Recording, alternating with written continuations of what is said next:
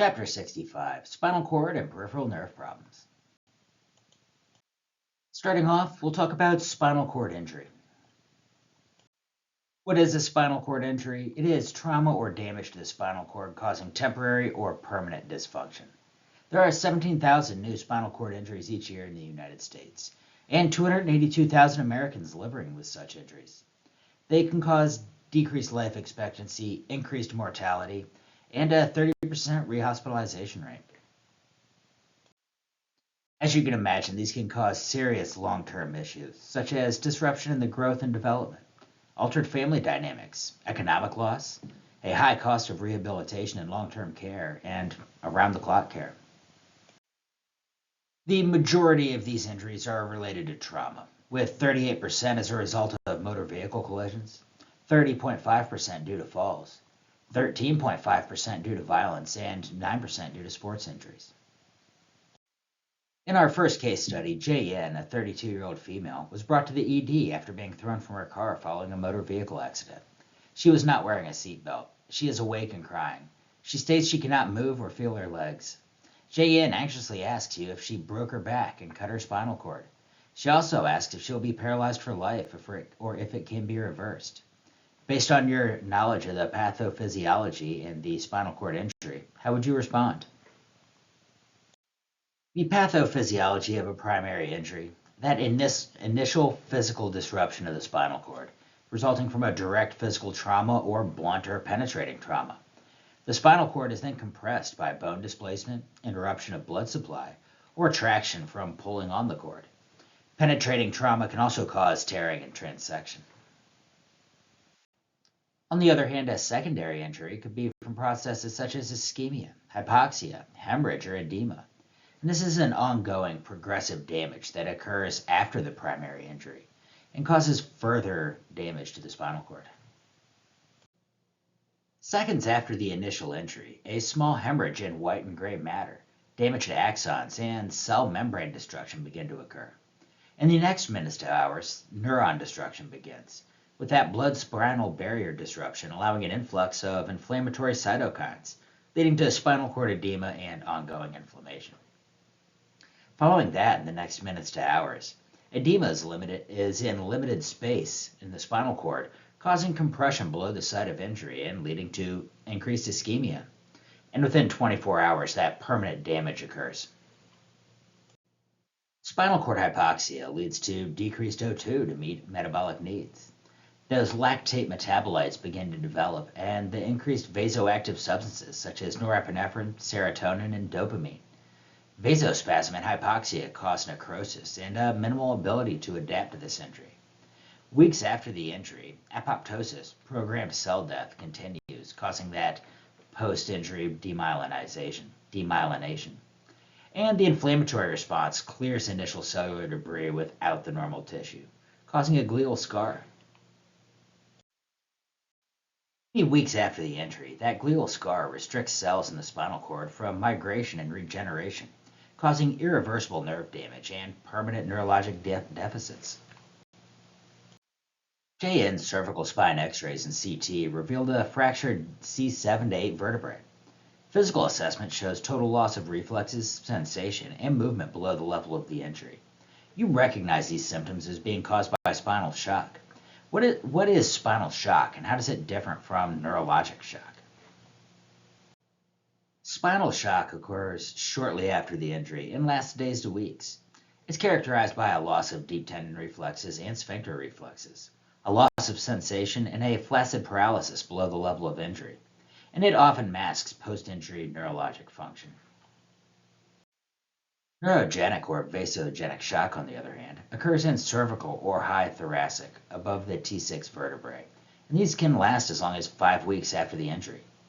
Loss of sympathetic nervous system innervation causes unopposed parasympathetic response, resulting in peripheral vasodilation, venous pooling, or decreased cardiac output, and also characterized by hypotension, bradycardia, and temperature dysregulation. Spinal cord injuries are classified by the mechanism of injury, level of injury, and the degree of injury. Major mechanisms include flexion rotation, hyperextension, vertical compression, extension rotation, or lateral flexion. Here on figure 65.2, we just have examples of the many ways that people could damage their spinal column. Car wrecks, that hyperextension injury by falling and hitting their chin while falling, diving into a shallower pool of water, being thrown from a horse like the actor Christopher Reeves. Y'all may be a little young for him. Heck, I'm too young for him. They can also be classified by the skeletal level, the vertebral level with the most damage to vertebrae and related ligaments.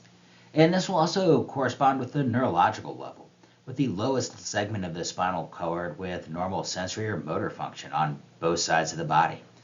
Cervical, thoracic, lumbar, sacral, we all remember our sections of the spine from A and P.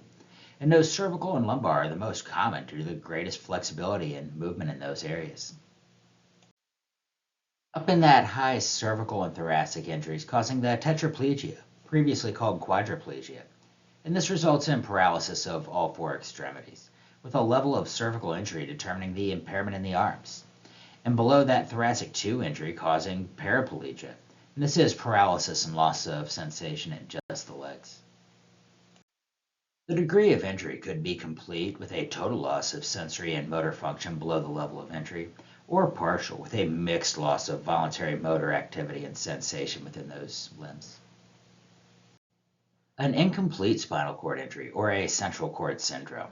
This is damage to the central spinal cord, most commonly within the cervical region and more common in older adults. It results in motor weakness and altered sensation in upper extremities. The lower extremities are not usually affected, and a burning pain is felt within the upper extremities. This is not to be confused with an anterior cord syndrome. This is from damage to an anterior spinal artery that causes compromised blood flow. Typically results from a flexion injury and compression of the anterior spinal cord. Motor paralysis and loss of pain and temperature sensation below the level of the injury, though sensations like touch, position, vibration, and motion remain intact.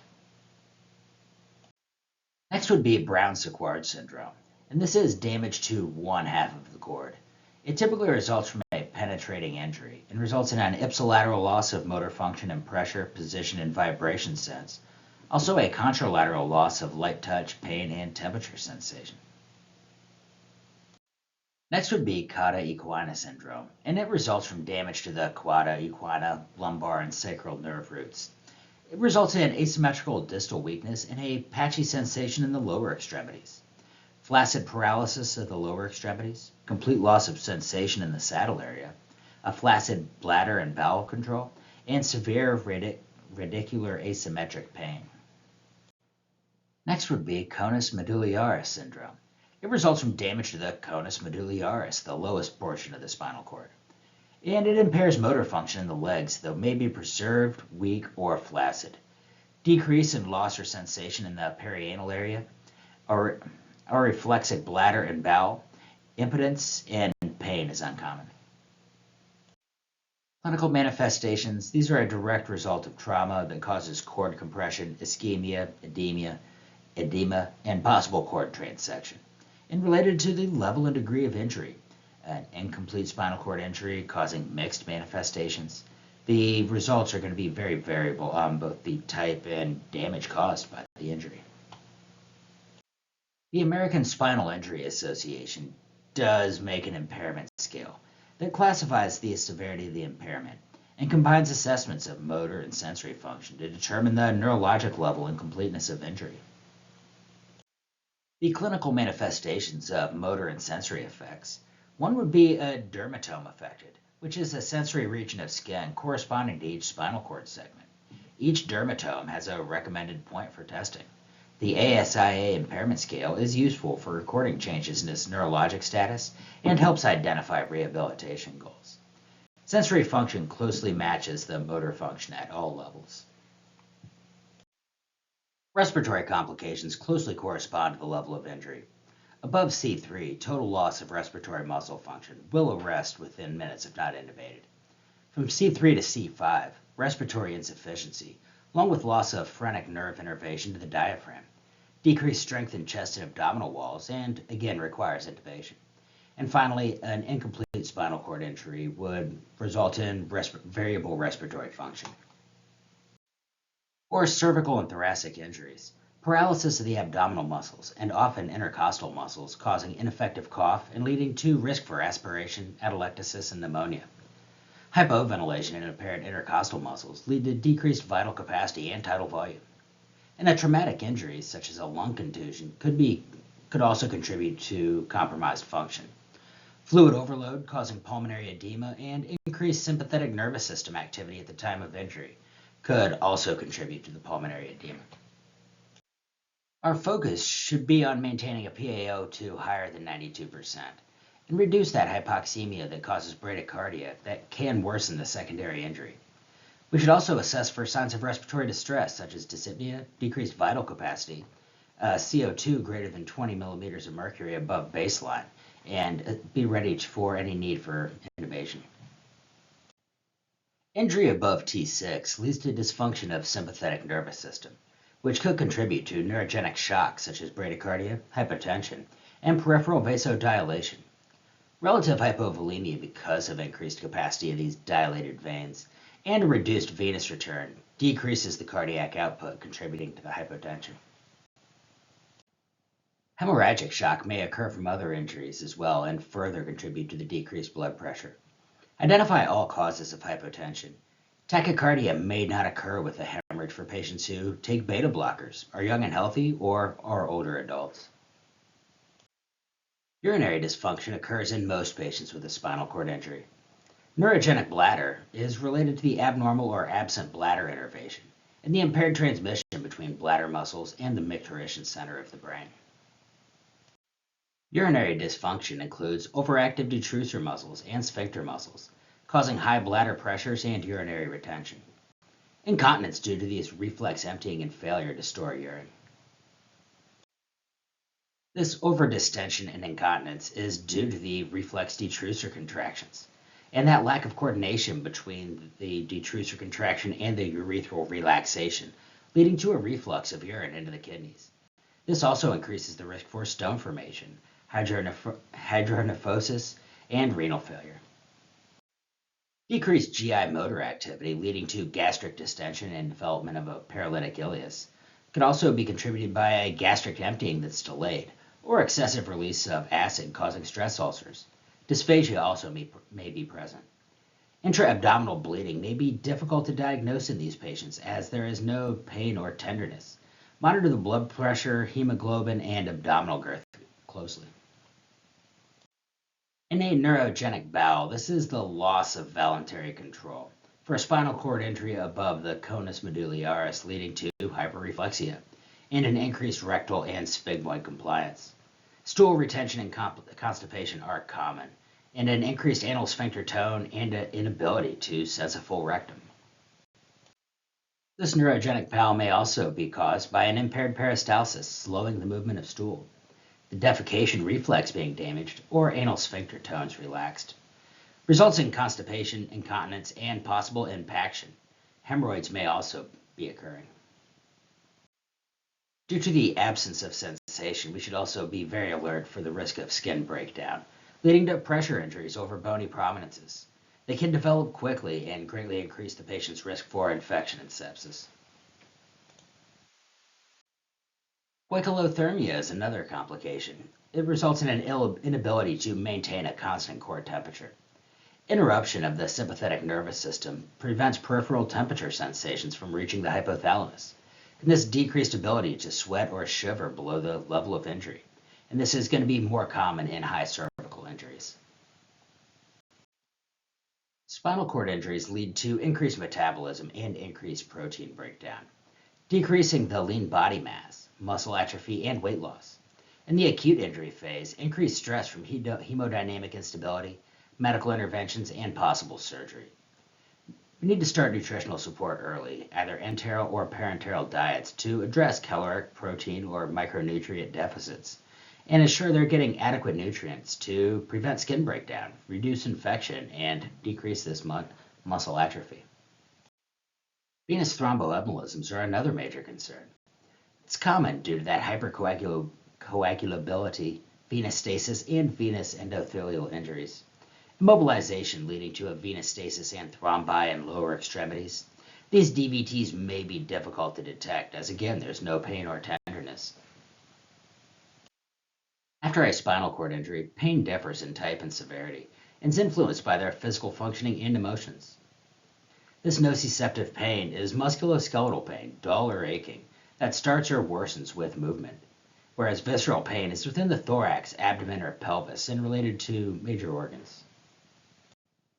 Neuropathic pain may also be present, related to damage to the spinal cord and nerve roots, located at or below the level of injury. It can be characterized as hot, burning, tingling, pins and needles, cold, or shooting. May be extremely sensitive to stimuli with a significant pain from light touch. For diagnostic studies, we could use a CT scan, cervical x-rays, MRI, or other comprehensive neurological examinations. Our immediate goals are going to be ABC, maintaining that patent airway, maintaining ventilations, breathing, and circulation. Our initial emergency management is going to, again, patent airway and adequate respirations. Administer O2 and keep that SaO2 above 90%. Maintain a systolic blood pressure above 90, and initiate IV access. Immobilize and stabilize that cervical spine, assess for other injuries, control any external bleeding, and obtain appropriate imaging. When immobilizing a cervical spine, use a rigid cervical collar, backboard with straps, and keep the patient supine with log roller for transfers.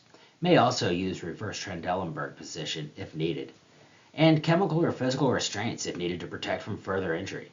Spinal immobilization with penetrating trauma should not affect resuscitation.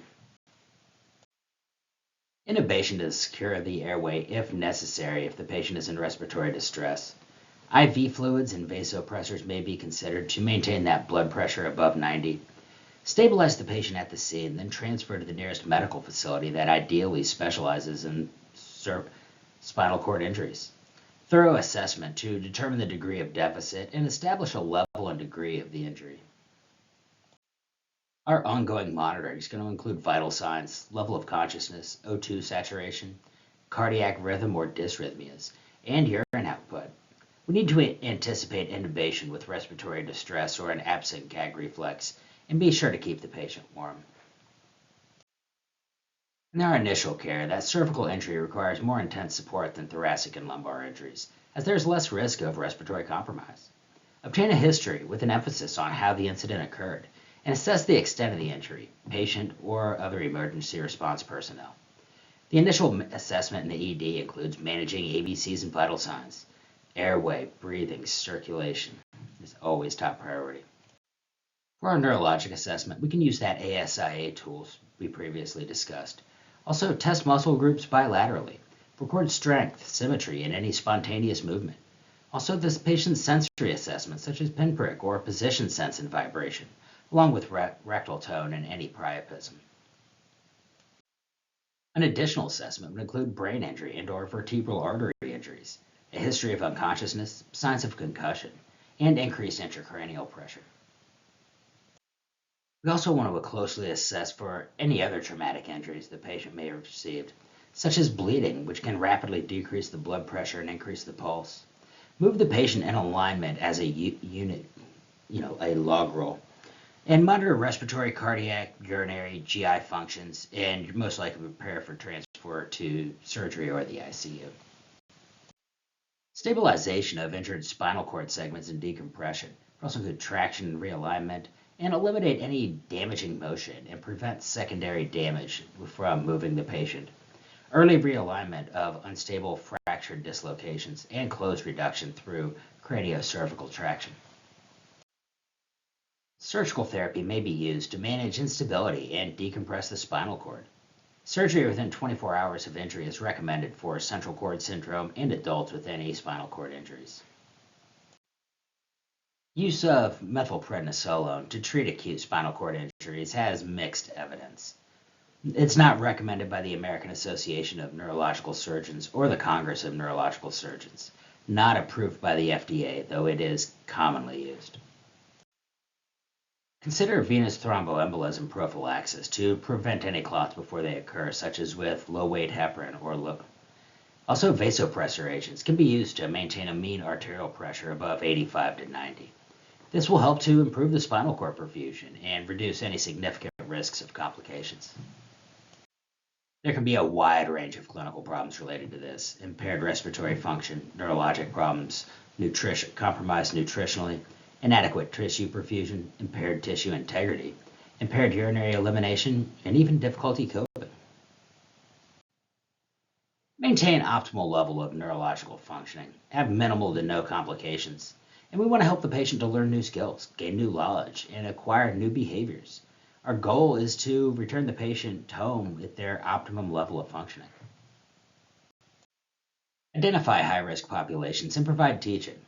Support legislation to prohibit texting while driving, mandate use of seatbelts in cars, mandate helmets for motorcyclists, mandate child safety seats, promote programs for older adults to prevent accidental death injuries, and recommend tougher penalties for impaired driving. Other health promotion would be helping to facilitate wheelchair accessible exam rooms, adjustable height tables, and extra time for appointments. JN's cervical spine is immobilized. A neurosurgeon is consulted, and JN is sent to the OR for a surgical stabilization of her spine. Family members tell you they had a friend with a cervical fracture who was treated with traction. They ask you to explain the difference in treatment. What is cervical traction? High cervical spinal cord injuries are the most complex, and they require immobilization to maintain that neck in a neutral position, keep it in a correct alignment, and will also assist in log rolling to prevent the movement of the spine. For a closed reduction with skeletal traction, a Crutchfield or Gardner-Wells tongs or halo are used, and they maintain traction at all times. An only disadvantage is that there is pins that need to be placed to hold the head in that neutral position. In dealing with closed reduction with skeletal traction, there are no guidelines for a maximum weight of traction. The goal is that spinal reduction. We want to monitor closely with an X-ray, along with neurologic and pain assessments if alert, and serial X-rays if comatose. For surgery, this cervical fusion and other stabilization procedures may be considered. And in post-op care, we want a hard cervical collar or sternal occipital mandibular immobilizer brace. Here in figure 65.7, it's just a diagram showing you that sternal occipital mandibular immobilizer brace. For spinal fractures with or without spinal cord injury, no surgery but immobilization is needed. A halo vest may be used. This allows movement and ambulation while the bones fuse. It's contraindicated with ligament instability, severe cervical deformity, morbid obesity, older age, cachexia, or noncompliance.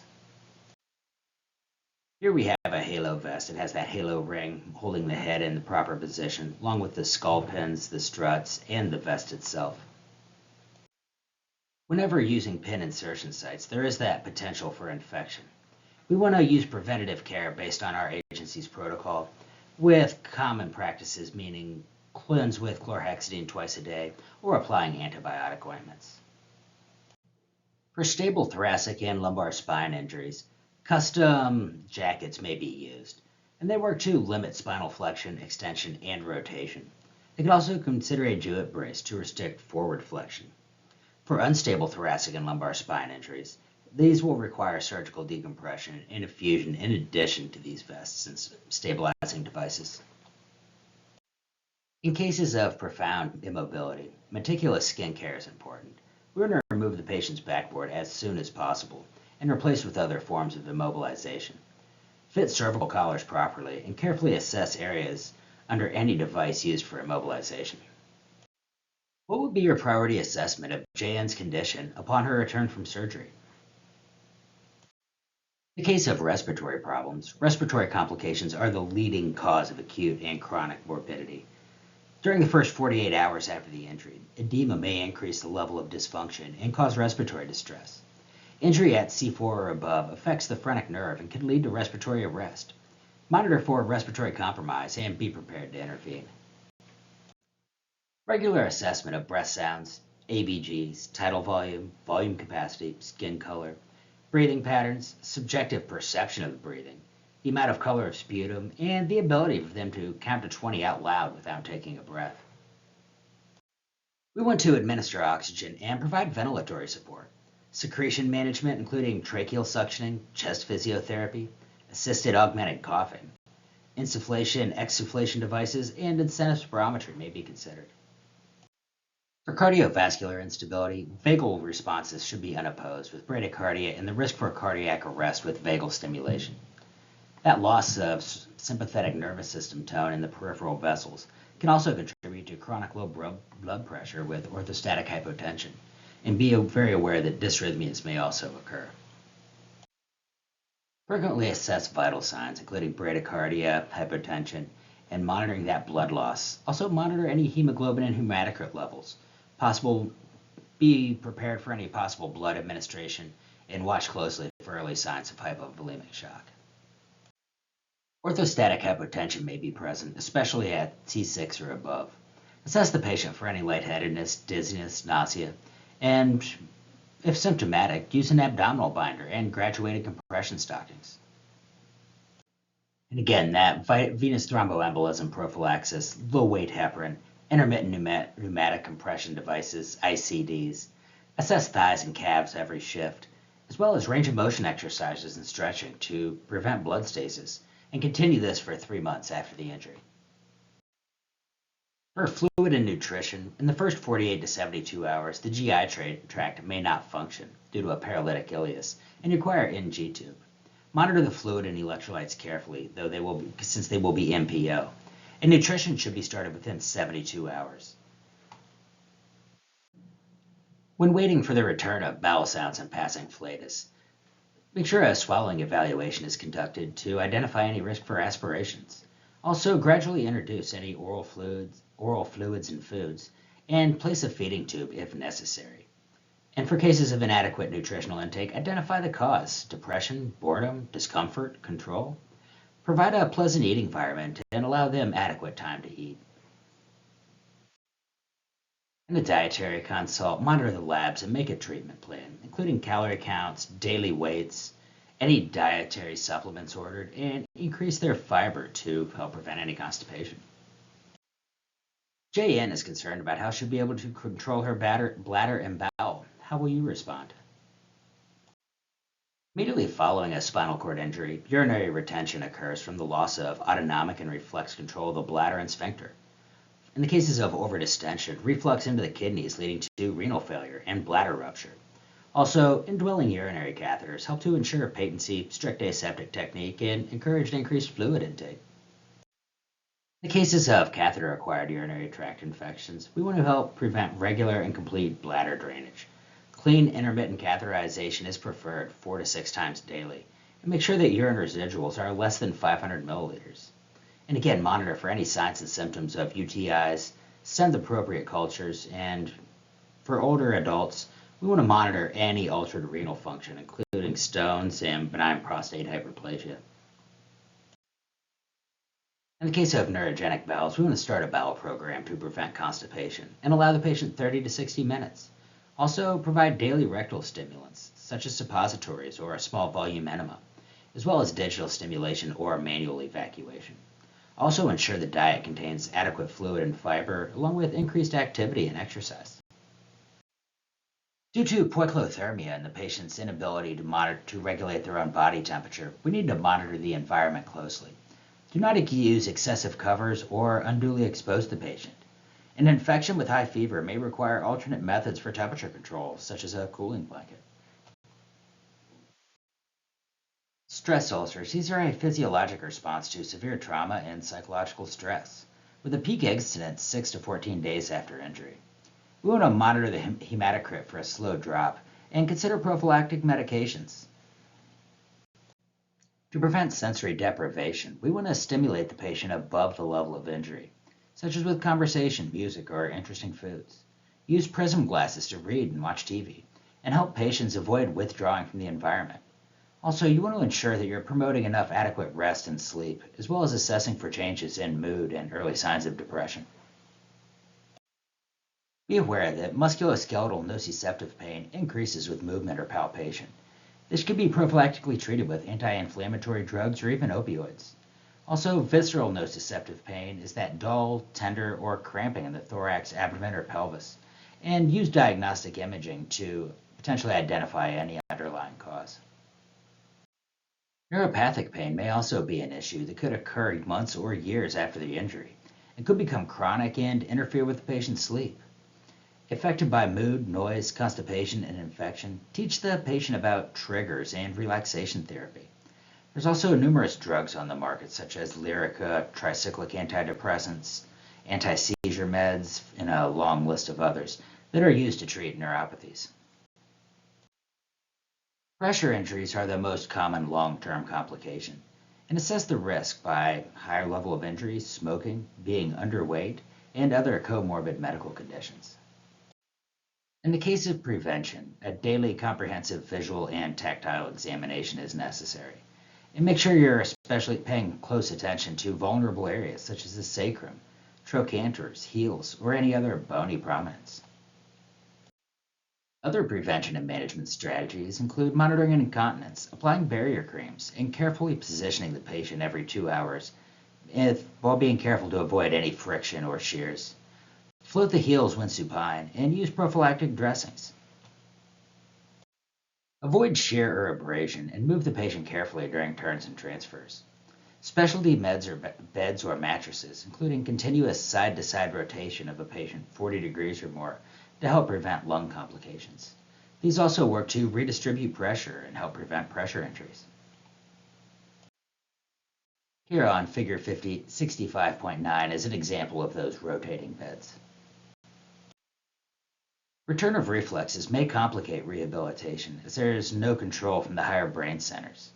Make sure to be aware of hyperactive reflexes, exaggerated responses, and other forms of spasms and reflex reactions. Some of JN's reflexes have returned. You walk into her room to find her pale and diaphoretic. She says she has a pounding headache. You assess her vital signs and find her blood pressure is 206 over 100, and her heart rate is 56 beats a minute. What do you suspect is happening? Autonomic dysreflexia. This is the return of reflexes after spinal shocks resolved, which may lead to the development of autonomic dysreflexia. This is especially true for injuries at or above T6. This is a massive, uncompensated cardiovascular reaction mediated by the sympathetic nervous system. In the case of autonomic dysreflexia, the parasympathetic nervous system is unable to counteract these responses. Baroreceptors sense hypertension and stimulate the peripheral nervous system, leading to that decreased heart rate. But while no peripheral or visceral vasodilation or efferent impulses cannot pass through the injured spinal cord, and this is present most often in the chronic phase of these injuries. What would be the most likely cause of the patient's autonomic dysreflexia? The most common precipitating cause is a distended bladder or rectum. Other sensory stimulation may be a cause, such as life-threatening situations that need immediate resolution, and the identification and elimination of the inciting stimulus that can lead to this condition. What other manifestations of autonomic dysreflexia will you assess for this patient? Other manifestations would include hypertension, a throbbing headache, flushed and marked diaphoresis above the level of injury, bradycardia, piloerection, blurred vision, nasal congestion, anxiety, or even nausea. What are some appropriate nursing interventions for the patient at this time? Appropriate interventions would include elevating the head of the bed 45 degrees or even sitting them upright. Assess for and remove the cause, such as immediate catheterization, removing stool impaction, and removing constrictive clothing or tight shoes. Notify the provider and treat the blood pressure and vital signs immediately. Recovery and rehabilitation from a spinal cord injury is a long and complex process. The rehabilitation center should specialize in spinal cord injuries, including physical and psychological care, along with intensive and specialized rehab that can lead the patient to function at the highest level of wellness. There's going to be a wide range of interprofessional teams collaborating together as well. Problems from acute injuries become chronic and last throughout life. The rehabilitation focuses on retraining the physiologic process and management of changes. The patient can be expected to be involved in therapies and learn self-care, though progress can be slow and can be very stressful. Nurses provide frequent encouragement, specialized care, patient and caregiver education, and help to coordinate the efforts of the team. Patients with mechanical ventilation need a round-the-clock caregiver, along with respiratory hygiene, tracheostomy care, and thorough education, including the caregiver on home ventilators, the trach care, secretion management, and community agency referrals if necessary. Patients with high cervical spinal cord injuries may have increased respiratory function with a phrenic nerve stimulator or electronic diaphragmatic pacemaker. There may also be portable ventilators that can increase mobility and reduce the patient's dependence. Tracheostomy downsizing and removal may be done during rehabilitation if not ventilator dependent. Teach the patient assisted coughing instead of spirometry, breathing exercises, limiting exposure to sick people, and swallowing precautions along with their dietary recommendations to reduce aspiration. There are 3 different types of neurogenic bladder: an uninhibited bladder, an upper motor neuron bladder, and a lower motor neuron bladder. A comprehensive program is needed to manage bladder function. The goal is to improve quality of life and safety by preserving renal function, minimizing UTIs and bladder stones, and developing a plan to deal with incontinence. During the history and physical, we want to closely monitor laboratory results, such as the urinalysis, along with urine cultures, and closely watching the BUN and creatinine to identify any renal troubles early. Patient and caregiver teaching for successful self-management include where to obtain supplies for selected management techniques, and when to seek health care. Also things like bladder retraining, fluid schedules, and indwelling urinary catheters. There are also many drugs used for neurogenic bladder, such as anticholinergic drugs to suppress bladder contraction, adrenergic blockers to relax urethral sphincter, antispasmodic drugs to decrease spasticity of the pelvic floor muscles, and botulinum toxin, an alternative to these anticholinergic drugs. There are also many drainage methods, such as indwelling catheters, external and suprapubic catheters.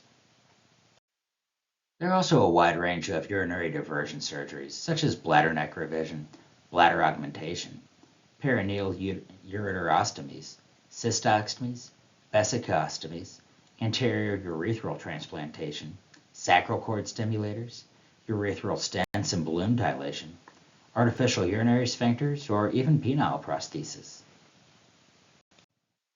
Voluntary control may be lost in the case of neurogenic bowels, and the patient and caregiver should have teaching and education on high-fiber diets, adequate fluid intake, timing, position, and activity, as well as suppositories, small volume enemas, digital stimulation, and Valsalva maneuvers.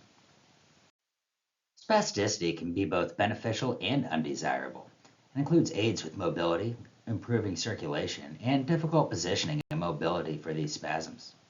Treatment include range of motion exercises, antispasmodic drugs, and botulinum toxin injections.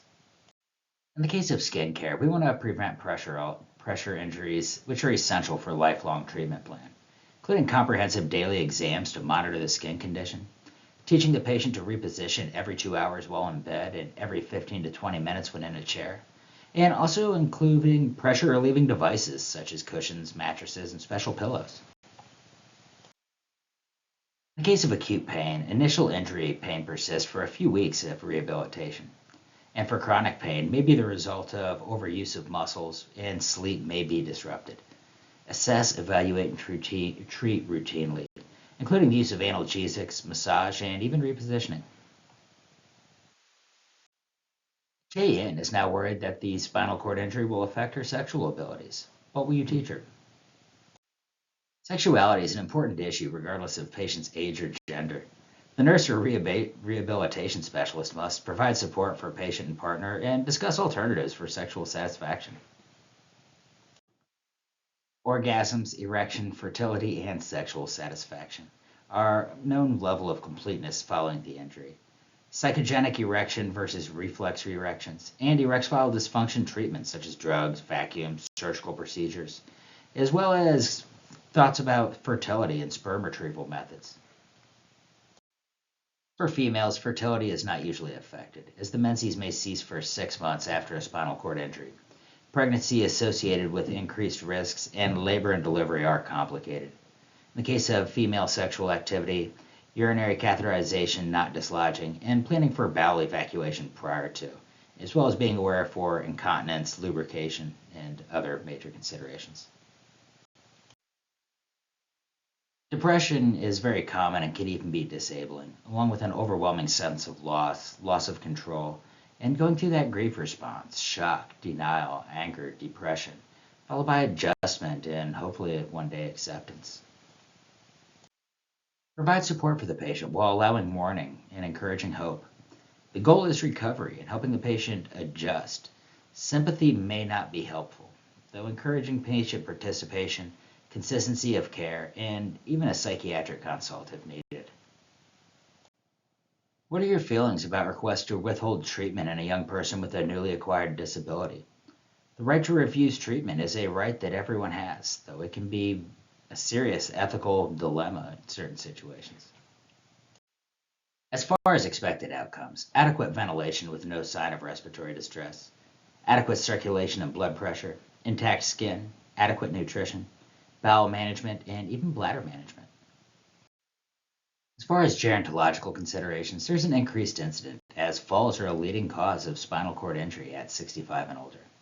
They also come with increased complications such as longer hospitalizations and increased mortality rates.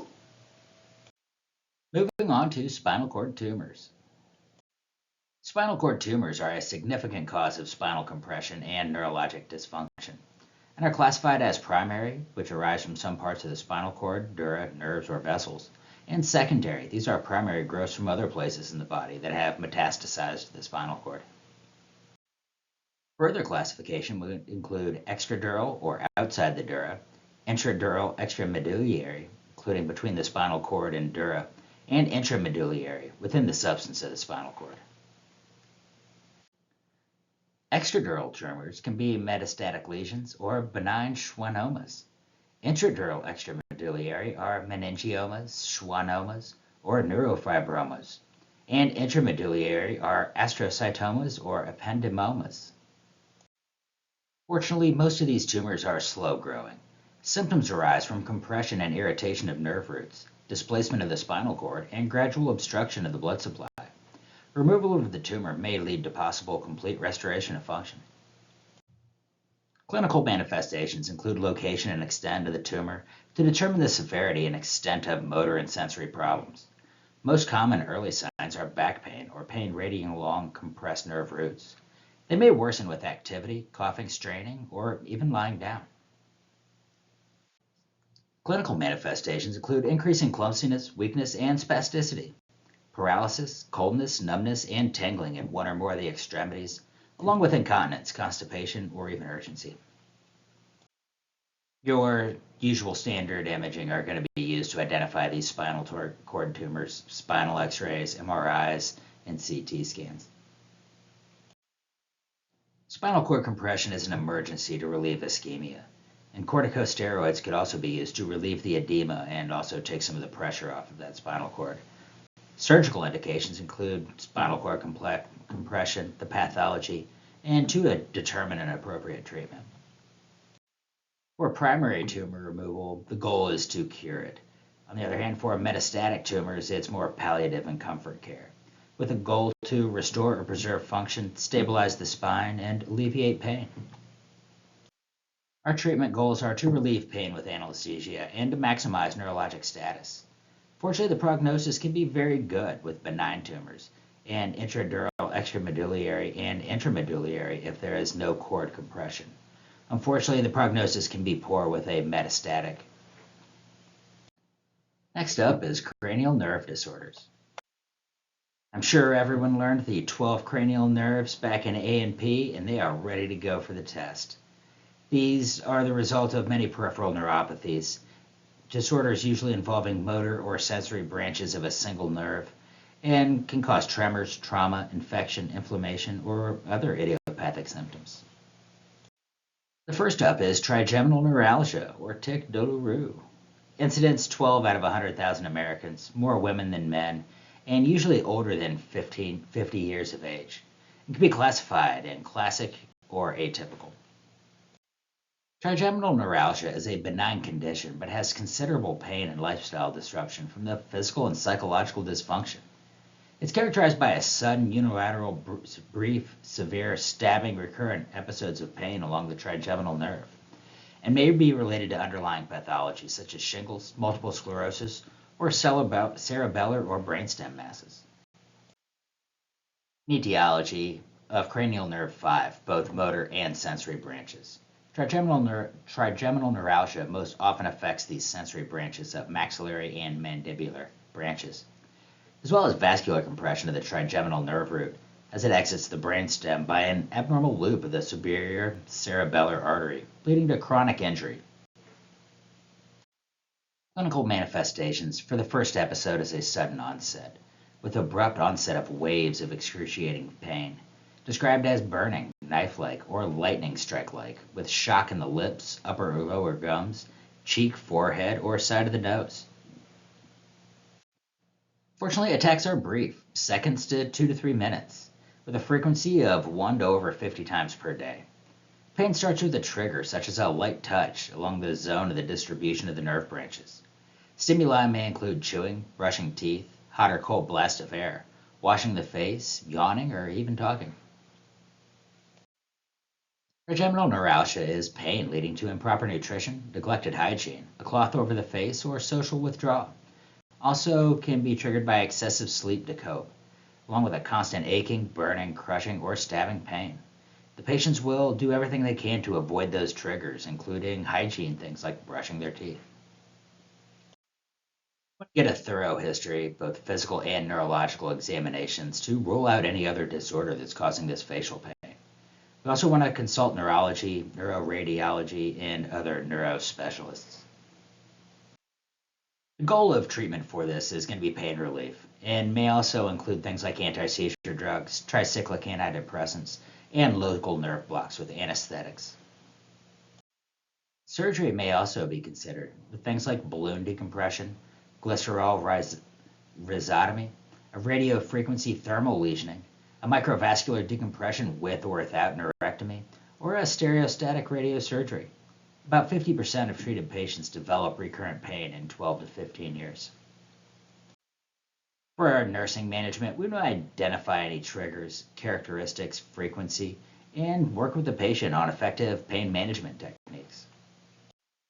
For hygiene, we want to include oral hygiene, nutrition, behavior, as well as any lifestyle disruption, including drug use, emotional state, and suicidal tendencies. We want to monitor the patient's response to drug therapy and also consider complementary pain management options such as acupuncture, biofeedback, and yoga. We also want to help the patient avoid any environmental triggers such as temperature extremes or using an electric razor. For our diet, we want high protein, high calorie, easy to chew food that's lukewarm, small, and frequent meals, doing everything we can to avoid any triggers. For patient education related to surgical procedures, keep in mind they will be awake and this requires cooperation for checking reflexes and sensation. Post-procedure, compare the pain to the preoperative intensity and help evaluate corneal reflex, hearing, sensation, and facial function. For cutaneous radiofrequency procedures, this post-procedure ice pack to the jaw for 3 to 5 hours. Make sure the patient chews on the non-operative side until sensation returns. Bell's palsy. This is actually a scary one because it really does mimic a stroke in a lot of cases. It can be a very frightening condition. It's an acute, usually temporary facial paralysis from damage to a facial nerve, and it's usually unilateral but can be bilateral. Up to 40,000 Americans per year, affects men and women equally, and the peak incidence is between ages 15 to 60. Often occurs with pregnancy, upper respiratory conditions, and hypertension. The exact cause of Bell palsy is unknown. Theories are the reactivation of herpes virus leading to inflammation and nerve compression, everything to acute demyelination. The prognosis is good. Recovery usually takes 2 weeks to 6 months, though the patient may have some residual effects. Here's a diagram from the text that gives you an idea of what Bell's palsy looks like. And it does mimic a stroke. Actually had a patient as a paramedic many years ago that had Bell's palsy. I thought for sure it was a stroke, took her to the stroke specializing hospital here in Cleveland, and yeah, I was in there with another patient later that night and asked him, and nah, just Bell's palsy. Again, Bell's palsy is related to that cranial nerve 7, which controls motor, sensory, and autonomic function. A key feature is the unilateral lower motor facial weakness, along with 50 to 60% of patients having pain behind the ear or the neck. Other symptoms could include drooping eyelid in the corner of the mouth, facial twitching, dryness of the eye or mouth, facial numbness, altered taste, hearing loss, and excessive tearing in one eye. While not necessarily life-threatening, it can have many quality of life alterations, problems with eating, swallowing, taste, and speech. The psychological withdrawal due to the changes in their appearance, along with malnutrition, dehydration, mucous membrane trauma, corneal abrasions, muscle stretching, and facial spasms and contractures. There is no definitive test. It may exclude other causes with a CT or an MRI, blood tests, and usually involves a referral to a neurologist. We want to focus our treatment on symptom relief and help to prevent complications, along with protecting the affected eye. Early treatment improves the chances for a complete recovery. Oral corticosteroids should be started within 72 hours, and other treatments like an antiviral or even surgical decompression may be considered.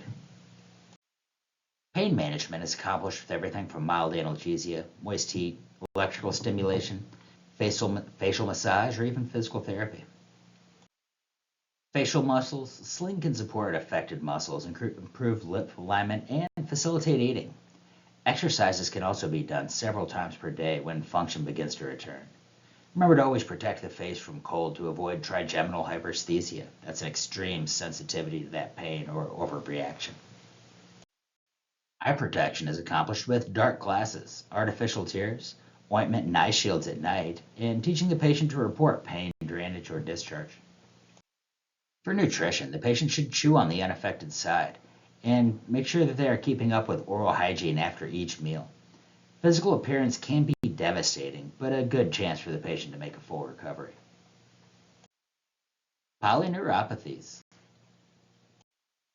First is going to be Guillain-Barré syndrome. This is an autoimmune disease that occurs a few days or weeks after a viral or bacterial infection.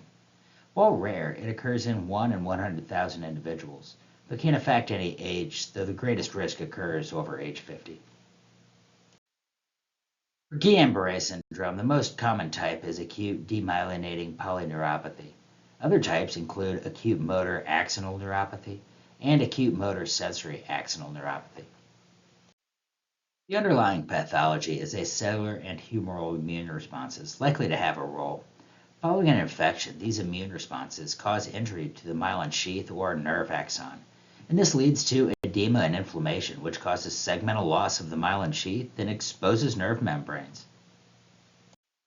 While this occurs, nerve transmission is slowed or stopped, leading to flaccid paralysis with muscle denervation and atrophy. It is a slow recovery, and neurologic function returns in a proximal to distal pattern.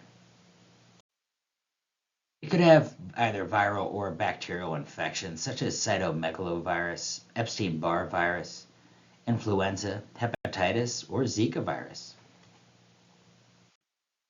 The clinical manifestations would be acute, ascending, and rapidly progressive symmetric weakness of the limbs.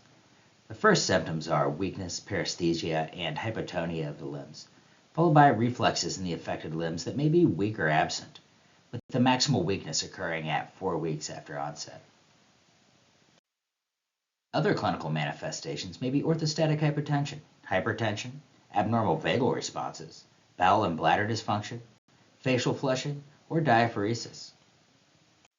Other clinical manifestations are paresthesia, muscle aches and cramps, and hyperesthesia.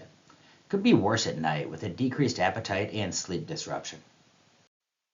In serious cases, respiratory failure, paralysis progressing to nerves in the thorax, and frequent assessment of that respiratory rate and depth is necessary. For our history and physical, we want to closely document the progressive weakness of more than one limb, as well as the decreased or absent reflexes, along with other laboratory tests such as electrolytes and liver function tests. Supportive care might also include ventilatory support, hemodynamic monitoring, and immunomodulating treatments. Careful neurologic assessment would also be critical, including motor and sensory evaluation, along with ascending paralysis, reflexes, cranial nerve function, and level of consciousness. For the cardiac assessment, monitor the blood pressure and heart rate and rhythm. For fever, sputum and blood cultures, make sure we're being very proactive at preventing infections. And for nutrition, be aware of delayed gastric emptying, paralytic ileuses, and their risk for aspiration.